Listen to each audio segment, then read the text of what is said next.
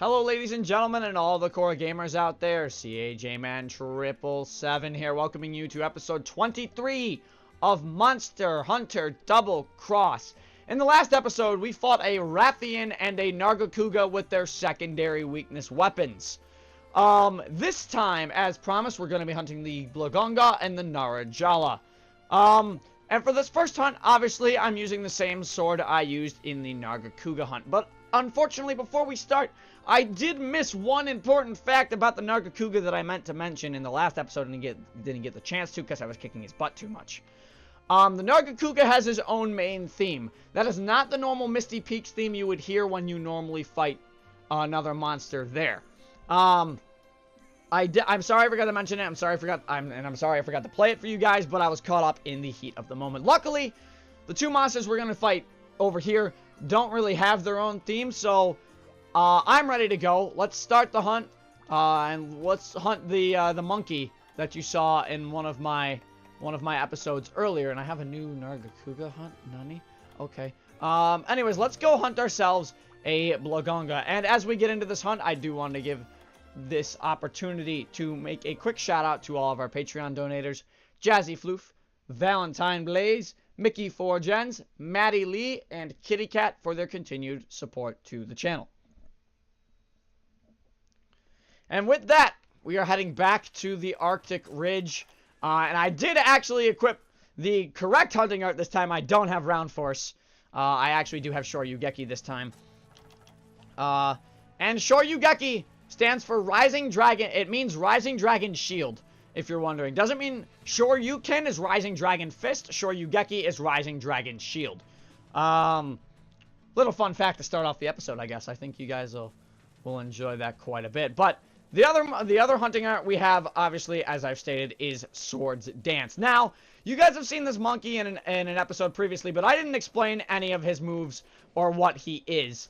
Essentially, Ganga is going to be a saber-toothed gorilla monster that fights very similarly to a much tougher monster that we will be fighting later in the game, simply known as the Rajang. He has a very similar moveset to the Rajang and a few different moves as well. And obviously, as we get into the fight, I will get into that. But I gotta pop a hot drink because we're about to get very, very cold going into this area. And, hopefully we can kill him sub 5, although tracking him down does take quite a while. So let us go grab a Ganga and go destroy a Ganga. Hopefully he's over here. There he is. The Ganga. I hate this monkey. So, the first thing I'm going to do, obviously, you got to get them juicy blades. And now, let's hunt this Ganga. Now, Ganga starting off the fight does have a roar. Feel free to block it as much as you can if you have a shielding weapon or Bushido dodge through it. He has clothesline-based jumping attacks. He has back kicks. He's got normal pounding attacks as well that do create tremors right here, and I do need to get under it. He doesn't, if you were not in the armor I was in right now, this hunt is actually going to test your ability because all of this monster's attacks, even if it's just a normal hit, can indeed knock you back. So you are going to want to be very aware of hunting this monkey at all times. Now, he is, as I stated, he's a bit of a tougher fight. He does have an Ice Breath attack, which can indeed stun you. So you do want to be very aware when hunting this monster. His face is probably the most dangerous place to be in during the fight. But, I mean, obviously, you got to get near his face if you want to do any damage. Here comes the clothesline, which he always rolls and spins forward with, which does give you a few free opportunities to deal some damage. So what I'm going to do... Oh, I'm going to get knocked back, unfortunately. There's one thing I forgot to show with the sword and shield in the last episode as well. If you jump off a ledge, and not get tremored, but if you jump off a ledge with the sword and shield and press the X and A button, you do a jumping and a double mount strike if you can hit the monster. It's very, very useful. Trust me, I've mounted so many monsters using the double mount jump strike. Now, the Ganga can also throw ice chunks, and if you do get hit with those ice chunks, you will be inflicted, obviously, with the snowman status. Ganga can also dig underground and will appear underground under you, or any target that he is currently targeting. We're going to try and get my Juicy Blade back as fast as we can here, but he's just going to knock me silly. And I think our Juicy Blade might wear off soon. But no matter, because once we get Shoryugeki, we're going to be pretty much in the clear. Shoryugeki actually is almost charged, as you can see. It is the second hunting art on the very bottom of the screen. And unfortunately, my Juicy Blade just wore off, so it's time to pop another Juicy Blade. Now, the oil I'm using, it's called exhaust oil. Or I forget the actual name of it. Stamina oil or exhaust oil. It essentially not only slows the monster down and inflicts stamina, but can inflict, obviously, stunning blows. It's very, very nice. Now, I'm really close to Shoryugeki, and I'd really like to show off what Shoryugeki can do, provided I can hit it. So, if I can charge him up. Okay, that was a bit close. Okay, there we go. Okay, so Shoryugeki, you're going to want the monster facing you as much as possible when you use Shoryugeki, because when you activate Shoryugeki, it is a nice rising shield bash, as I told you, and it does indeed do KO damage. So you are going to want to do that. When you get Shoryugeki 3, you actually get the uppercut shield, and then you get the lower, and you get a shield bash up and down when you get Shoryugeki 3. Unfortunately, I am only using Shoryugeki 2 at this moment. Obviously, we can get more powerful Shoryugekis later. And as now the exhaust oil, as you can see, is very much taking effect on Blaganga here. And you can see Blaganga has slowed down to an absolute crawl. Not that strong of a monster, and we are going to quickly sharpen our blade here. I'm going to sharpen it. Hopefully he doesn't come after me while I do this. But that doesn't matter because I have hard polish now. Where are you going?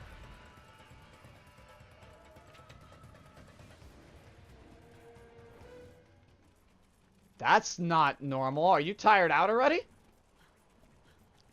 I actually truly wonder if we tired out Blaganga already. I might go to check over here really quick. No, he might. Oh my god, yeah, he might have went to the cave. Alright, well, that means good things are happening now. That means very good things are happening, and Blaganga is actually going to die relatively quickly. Also, the blade I'm using, as I've stated, the sword and shield I'm using is from a monster.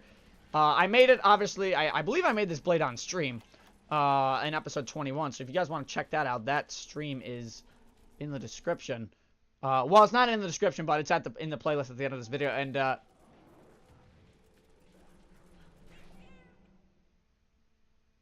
Blaganga's not here. Okay, not sure where Blaganga actually ran off to. Tracking it down is actually going to be the most pain in the rear end thing I do at the moment, because it wasn't limping. And something seems off. Something seems very off. It jumped up this way, but I don't think it ever goes down to 2. You know, it could have went up here. We're going to give it a shot. If it's up here, that's fine. Yeah, okay, it's up here. It sees me now, too. And it's still tired out, I do see, but looks like they haven't entered an enraged state. Right here, I'm just going to activate Sword Stance. We got to get some damage in here.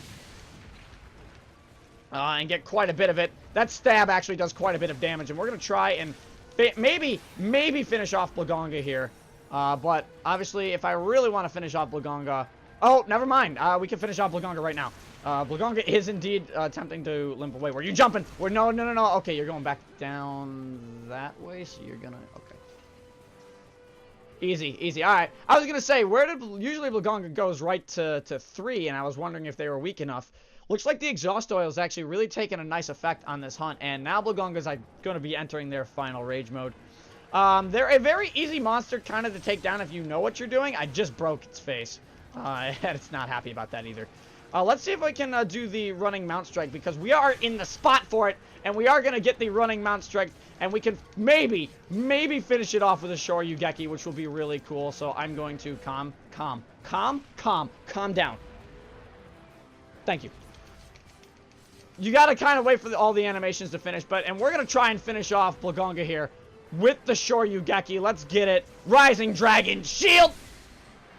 Not going to finish it off, but the hunting arts do a lot of damage to monsters. They are, like, really, really powerful. And there it is.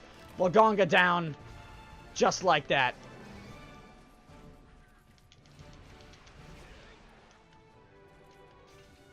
Alright, now I actually might need a low-ranked Ganga part, so I'm gonna carve it. And again, I will see you guys I will actually see you guys back in the village, so we can go hunt the Narajala.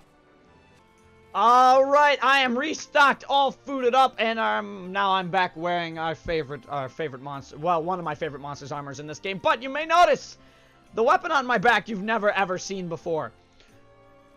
Guys, remember the thumbnail picture? This is that sword. This is the sword from a monster we're going to be hunting later, simply known as Dios. And my goodness gracious, it is such a good sword. Dios blades do blast damage. Now, what is blast damage? Essentially, it's an explosion. It's a very big explosive power damage. It's a very big explosive attack and does quite a bit of damage. It actually has I believe it's a 1.25 critical rate when you do get an explosion, which is nice because it's almost a guaranteed critical hit every time off the Blast Blight explosion. And it's very useful because Blast Blight's still very, very good at breaking monster parts. Now, Narajala, ladies and gentlemen. That's right. It's a giant snake. The only snake monster, actually, we're going to be fighting in the entire game. Unfortunately, you will constantly deflect off this thing's tail. It's just that ridiculous. And for this fight, I have indeed brought Brave-style longsword because of the Brave dodging for Narajala. Narajala, as you may think, will move and attack like a snake. Not a monster to be wary of,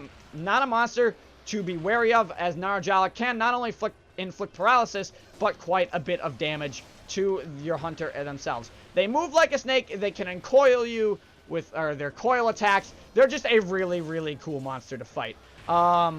I do like what the Narajala can do. They can just kind of flick their tail around to annoy hunters. They can do the uncoil move right here, which is what you're seeing. They'll coil up, and they can dig underground as well. So you do want to be careful with that, but you do want to avoid the paralysis bite, because usually following the paralysis bite, Narajala goes for this move right here, which is its most powerful move in its arsenal, which is digging under the ground. Narajala's weakness.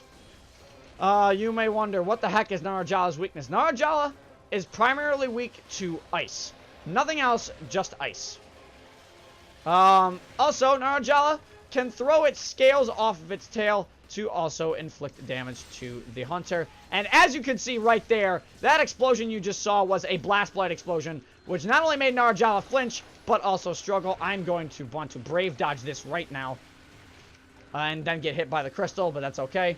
Narajala can be a bit of annoying at times because there are a lot of parts on the Narajala that you will just constantly deflect off of, especially with a certain type of weapon in the game, especially with a weapon with this low sharpness early on in the game.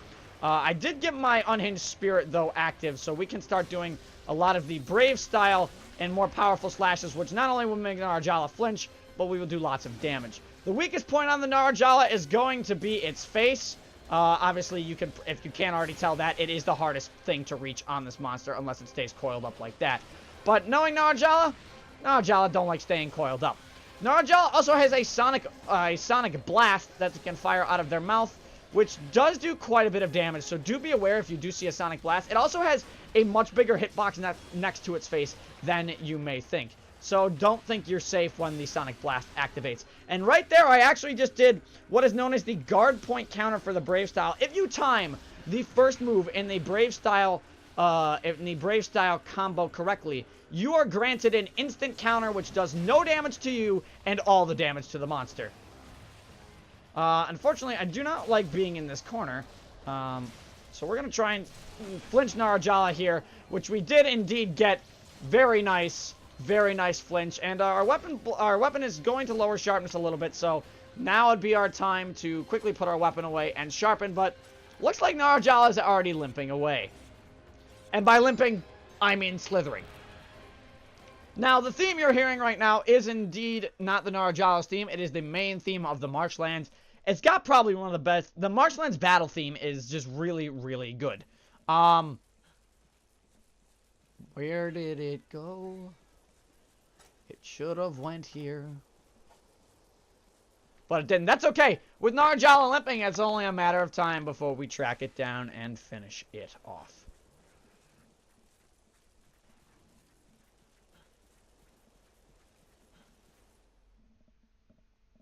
Should be down here, maybe? No, I'm very surprised. It must have went down an area. Unless it's not over here. There's always a chance.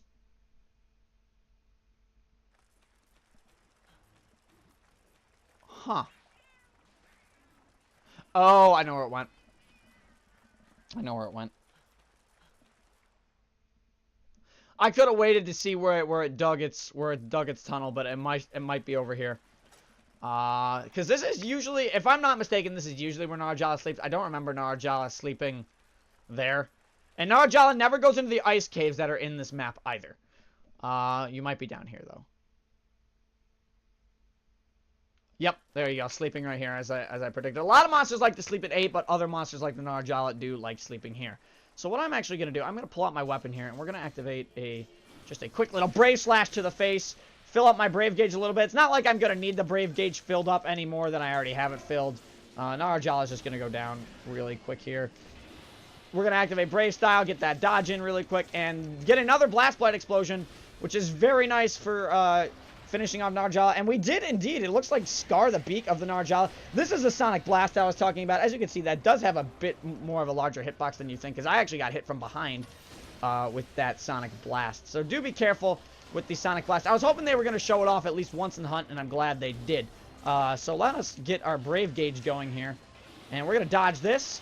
And we're going to finish off Narjala probably with a quick little Brave Style combo. Get the instant counter, which leads it into the next move. And we're going to defeat Narjala right then and there.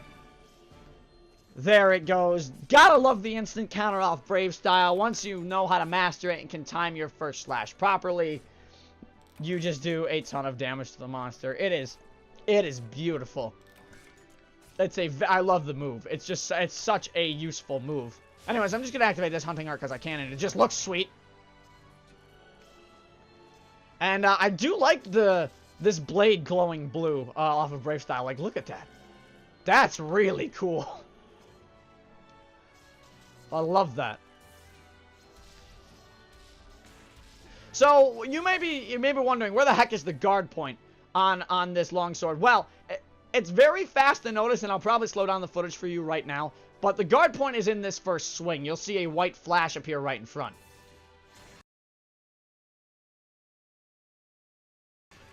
Did you catch it? If not, that's okay, because I'll slow down for you where the guard point is. If a monster attack hits at any point in that guard point, you will get the instant counter, which leads you into your second and third hits of the Brave Style Spirit combo. It's a very, very good move once you know how to master it. We are going to get some Narjala parts, which I am not opposed to at all. And my cats picked up herbs for whatever reason. Not herbs, but just like random stuff that they found on the ground, I guess. But that's okay. I think. I would hope.